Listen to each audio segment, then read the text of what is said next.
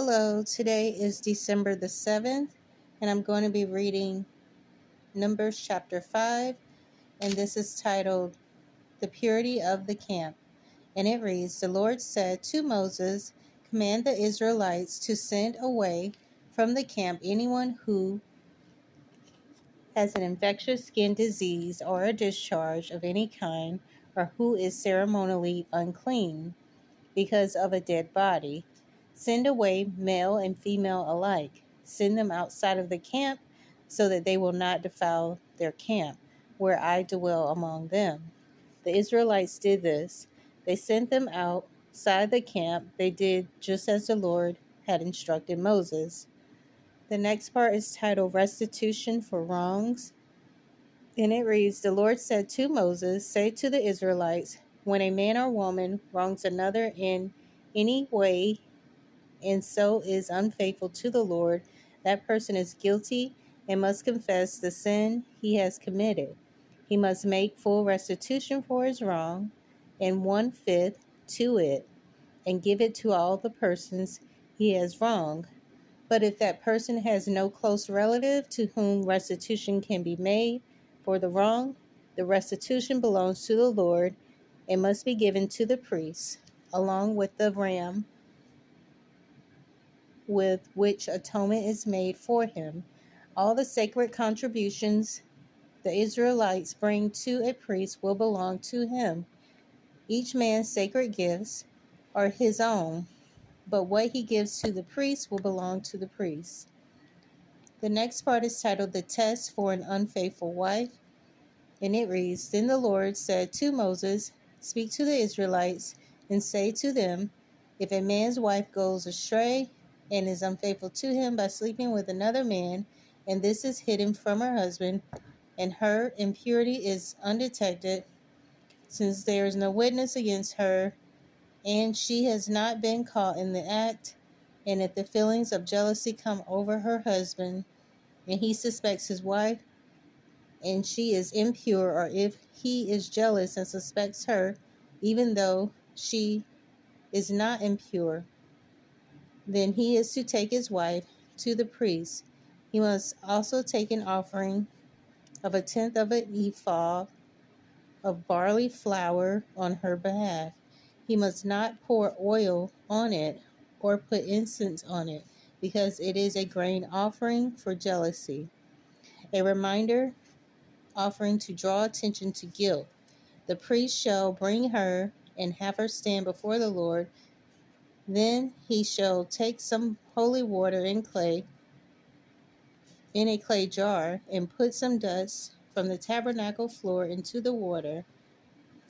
And the priest has had the woman stand before the Lord. He shall loosen her hair and place in her hands the reminder offering, the grain offering for jealousy, while he himself holds the bitter water that brings a curse. Then the priest shall put the woman under oath and say to her, If no other man has slept with you, and you have not gone astray and become impure while married to your husband, may this bitter water that brings a curse not harm you.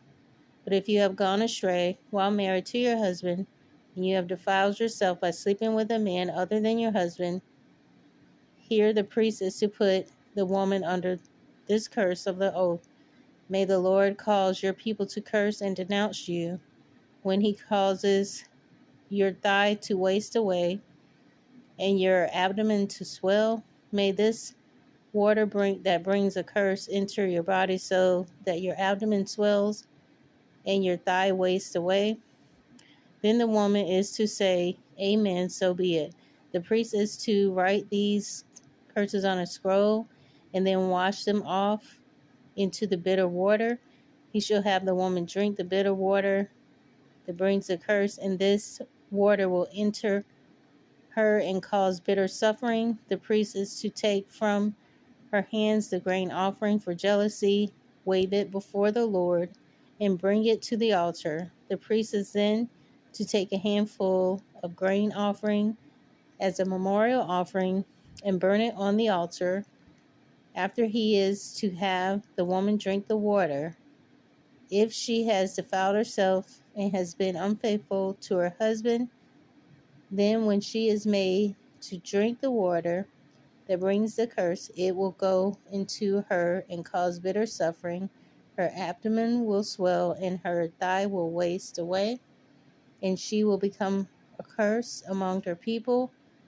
If, however, the woman has not defiled herself and is free from impurity, she will be cleared of the guilt and will be able to have children.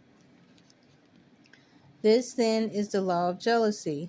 When a woman goes astray and defiles herself while married to her husband, or when feelings of jealousy come over a man because he suspects his wife, the priest is to have her stand before the Lord and is to apply this entire law to her. The husband will be innocent of any wrongdoing, but the woman will bear the consequences of her sin. So that is going to be the end of Numbers chapter 5, and I will pick up in Numbers chapter 6, and that will be titled The Nazarite. So I hope you'll join me again. Thanks.